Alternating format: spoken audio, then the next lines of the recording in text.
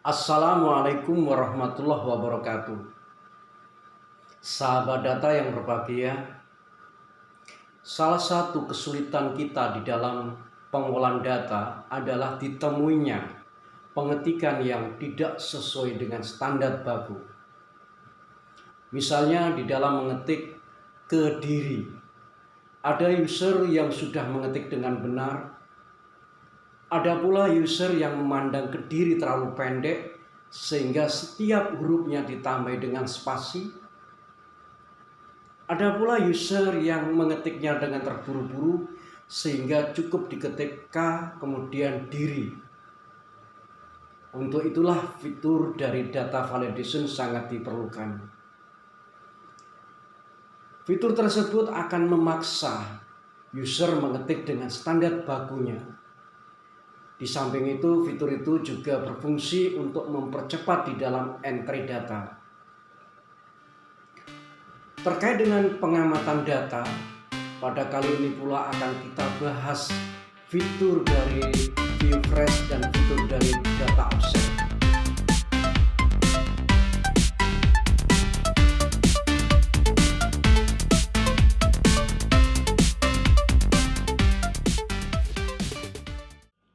Suatu misal kita memiliki form isian sebagai berikut, di mana untuk form isiannya kita letakkan pada kolom A, sementara itu input standar kita letakkan pada kolom E.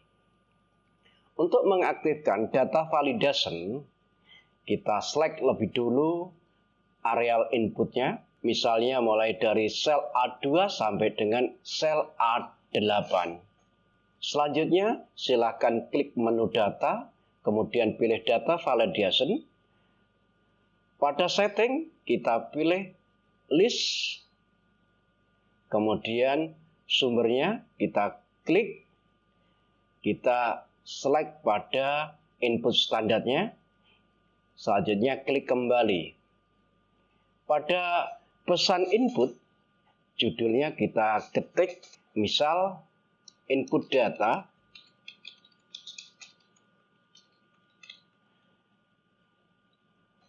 pesan inputnya misalnya di sini adalah ketik dengan benar.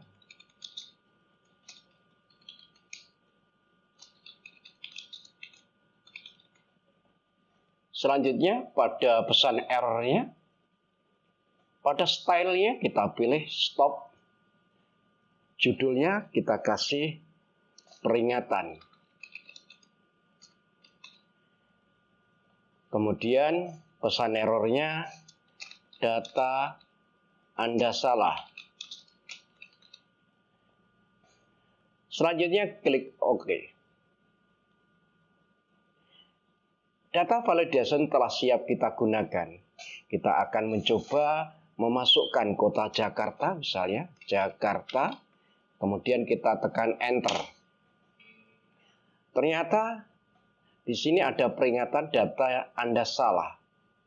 Kita tidak bisa memaksakan untuk memasukkan Jakarta, oleh karena itu klik cancel. Jakarta tidak bisa kita masukkan karena Jakarta tidak masuk pada input standarnya. Misal kita masukkan dengan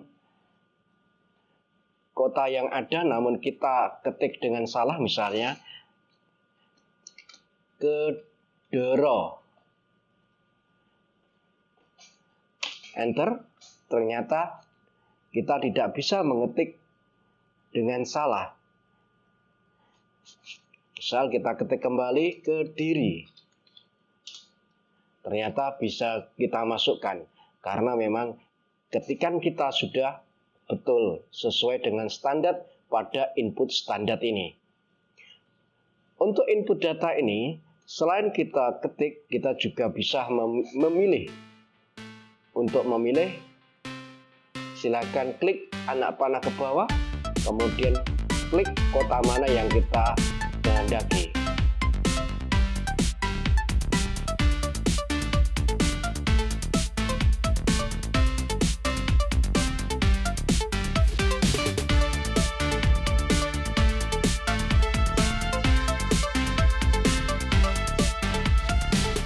Fungsi VLOOKUP merupakan fungsi berbagi tabel, di mana bentuk dasar dari fungsi ini sama dengan VLOOKUP, kurung buka, lookup value atau kunci, di mana kunci ini adalah yang menghubungkan antara form isian dengan tabel sumber.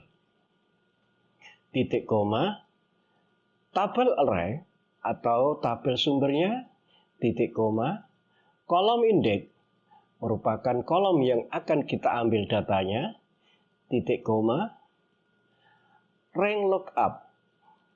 Rank lookup ini bisa kita isi true or false. Baiklah, pada contoh berikut kita akan mengisi fakultas dan jurusan pada kolom D dan kolom E. Sementara itu, tabel sumbernya berada pada kolom G, H, dan I. Langkah yang pertama, kita select tabel sumbernya terlebih dahulu. Selanjutnya,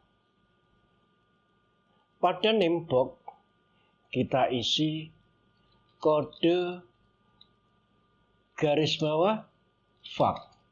Enter.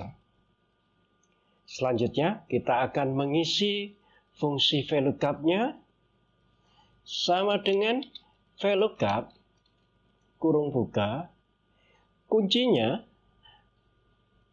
kita bawa pada sel C2 yang berisi 011, titik koma, tabel sumbernya telah kita beri nama tadi adalah kode garis bawah fact. Titik koma. Selanjutnya kolom indeks. Kolom indeks di sini kode berada pada kolom 1. Kemudian fakultas pada kolom kedua, jurusan pada kolom ketiga. Karena kita membutuhkan fakultas, maka kita isi 2. Titik koma, false, tutup kurung, enter. Selanjutnya silahkan di-copy ke bawah.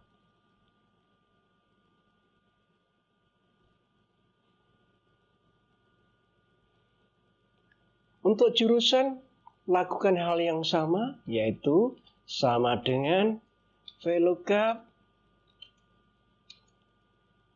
Kuncinya, yaitu kode, kita klik pada sel C2, titik koma, tabel sumbernya yaitu kode garis bawah fact, titik koma, jurusan berada pada kolom ketiga. Kita ketik 3, titik koma, false, tutup kurung, enter. Kita copy ke bawah.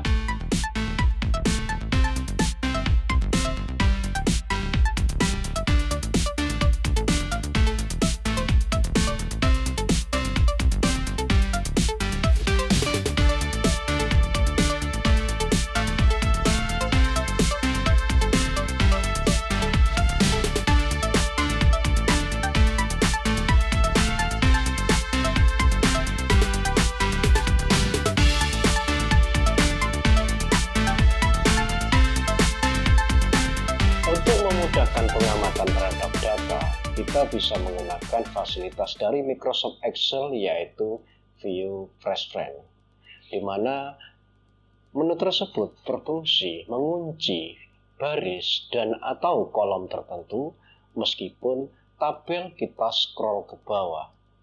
Untuk mengaktifkan menu tersebut, silakan letakkan pointer pada sel A2. Selanjutnya, klik tab View, kemudian pilih Fresh Frame. Sehingga pada saat tabel kita geser ke bawah, judul tabel masih tetap terlihat.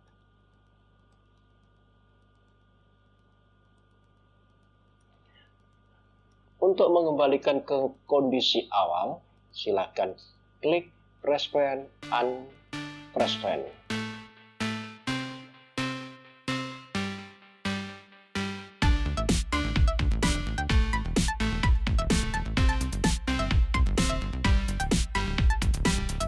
Untuk memudahkan pengamatan data, kita juga bisa menggunakan fasilitas dari Scorebar. Misalnya, data yang kita amati berada pada sheet kode pos, sementara pengamatan kita lakukan pada sheet latihan 3. Untuk membuat menu Scorebar, silakan klik tab developer. Kita cari, ternyata pada Excel ini belum ada tab developernya. Untuk mengaktifkan tab tersebut, silakan klik file, kemudian klik option, selanjutnya klik pada customize response, kemudian kita contreng atau kita klik developer. Oke. Selanjutnya kita klik tab developer, kemudian pilih insert, kemudian pilih Scorebar. Selanjutnya kita klik pada sel A2 dan tidak kita lepas klik tersebut. Kita geser ke bawah sampai dengan sel A15. Kita lepas sehingga akan tergambar Scorebar-nya. Selanjutnya klik kanan, pilih format kontrol, di mana secara default isian dari tab kontrol tersebut pada current value 0, minimum value 0, maximum value. Ini adalah jumlah data maksimum yang kita amati. Misalnya kita ganti 1000, kemudian perpindahannya di sini adalah per 1, per halamannya 10. Nah, sellingnya kita letakkan pada sel A1.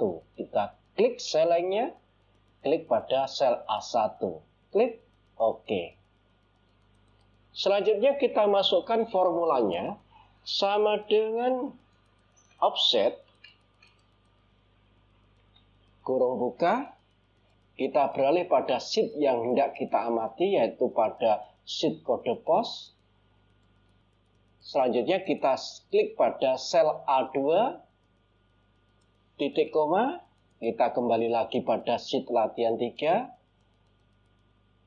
Kita klik pada sel A1, tekan tombol F4 sekali, titik koma, 0, tutup kurung, enter. Silakan di-copy data tersebut ke samping kanan dan ke bawah.